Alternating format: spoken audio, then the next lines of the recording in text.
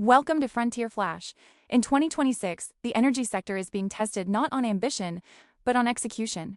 The grand declarations of previous years have given way to something more concrete.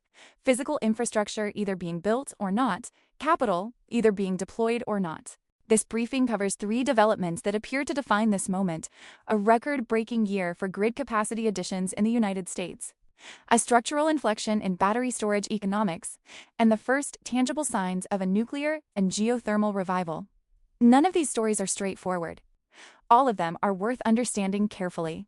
According to the U.S. Energy Information Administration, American power plant developers are planning to add around 86 gigawatts of new utility-scale generating capacity to the grid in 2026. If realized, that would be the largest single-year total in the country's history. For context, 53 gigawatts were added in 2025, itself the largest in more than 2 decades. Solar accounts for roughly half of the planned 2026 capacity. Battery storage follows at around 28%, and wind at approximately 14%. Natural gas accounts for most of the remainder. A single project of solar plus storage facility in Texas is expected to contribute over 800 megawatts of solar capacity alone, with an additional 400 megawatts of co-located battery storage. The geographic concentration is notable.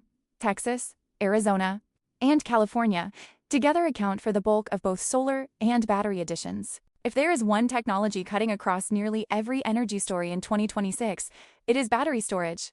Battery pack costs are now reported at around $108 per kilowatt hour, a level at which multi-hour storage, not just short-burst backup, begins to make economic sense for a wider range of applications. In 2025, stationary battery installations in the United States surpassed 57 gigawatt-hours, a year-on-year increase of roughly 29%. An additional 24 gigawatts of utility-scale storage is planned for 2026 alone. California's grid is illustrative. The state had experienced 0 Flex Alert emergency events for 3 consecutive years running, aided substantially by batteries absorbing excess midday solar and discharging at peak demand. The third development is more nascent but worth tracking. In the United States, executive orders issued in 2025 set a political target of quadrupling nuclear generating capacity by 2050. 2 mothballed plants, Palisades in Michigan and 3 Mile Island in Pennsylvania, have pledged restart dates in 2026 and 2027 respectively. Advanced reactor developers are separately targeting first criticality milestones this year. None of this is yet a delivery. It remains a pipeline, a set of commitments, and significant political will, all of which can shift. The more concrete near-term development may come from geothermal.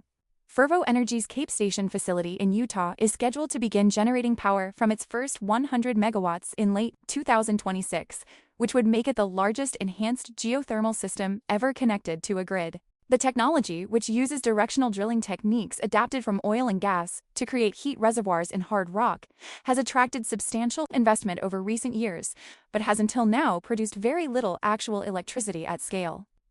If Cape Station delivers on schedule, it will mark a genuine first.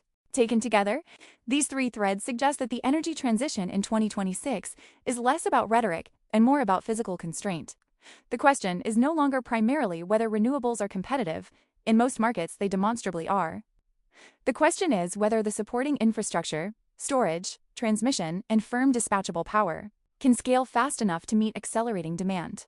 The IEA estimates that roughly 2/3 of global energy investment in 2025 flowed to clean energy technologies.